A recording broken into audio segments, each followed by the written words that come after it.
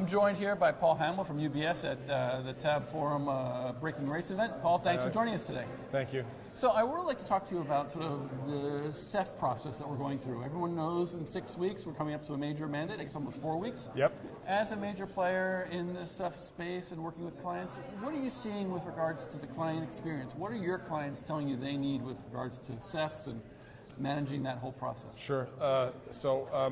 There's no question the biggest topic right now is just access to SEFs, right? So I think everyone is looking forward to it getting to the dialogue around how to trade on SEFs and what people are doing, and are they using algos and APIs and everything else. But there's no question, I think right now, the barrier that we're trying to get through is just, okay, there's now 10 or 15 SEFs, maybe 5 irrelevant in each product or whatever. Right.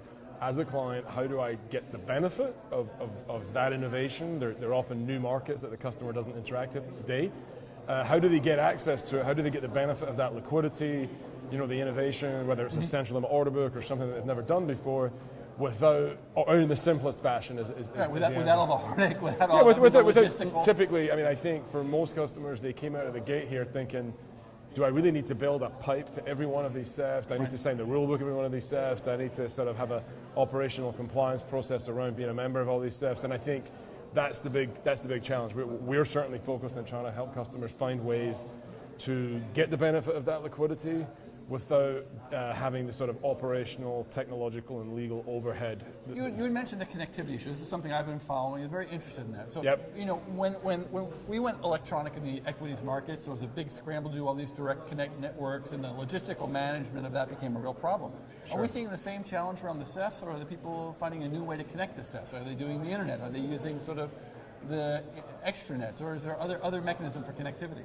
Well, I'm sure you're asking that question genuinely, yes. And it looks like we're talking our book, but we at UBS have spent the last 18 months building a SEF consolidator, or a SEF aggregator, right? And we talk to clients about that regularly, and so I'm sure that's the kind of thing you're talking about. That's exactly what we believe. We believe customers need some sort of single pipe of entry from a technology standpoint where they can view aggregated bids and offers to the extent that we have live bids and offers. Not every SEF has live bids and offers.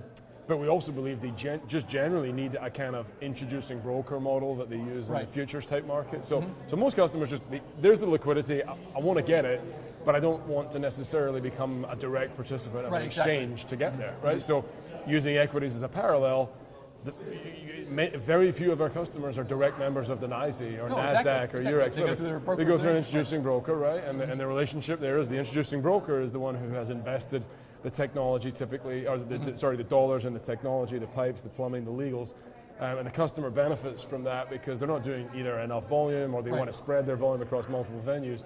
So that is sort of a symbiotic relationship, and we see the very same need in SEF land. So the same model is basically being rolled out for the swap markets, the new smart markets. Well, I think, again, I wouldn't say full scale it's being rolled out. I think we have our offering, which we think is very innovative.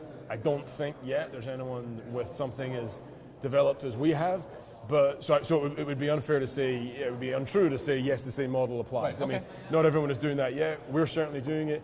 My guess is there will be people who follow that model very quickly, because if you're in this market and you're looking at and you're listening to what clients' problems are and you're trying to solve them, which I think is our job, then there's no question this is a solution you're supposed to put in front of them. So I do think we'll be followed by some of our peers in doing similar things. I mean, we're still in a very nascent market right now in this world. I mean, we've got benchmarks that are coming in 6 weeks with trading requirements. We're going to see hopefully volumes and sort of flows start picking up. Yep. I mean, where do you see the markets going over the next 6 weeks? Are we going to see a rapid increase in volume? Or are we going to see a slow rising? And is that going to disrupt the market, or is the market just going to sort of expand and change as necessary? I think, hopefully this is proven to be not the case, but I do think with the best will in the world that clients are very confused about what's happening in SEFs, and what they can do and what they can't do and shouldn't do. I think we will see some addition to that confusion. The very fact that the MAT determinations are happening SEF by SEF, so first it's some SEF, first another, can I trade here, there, whatever.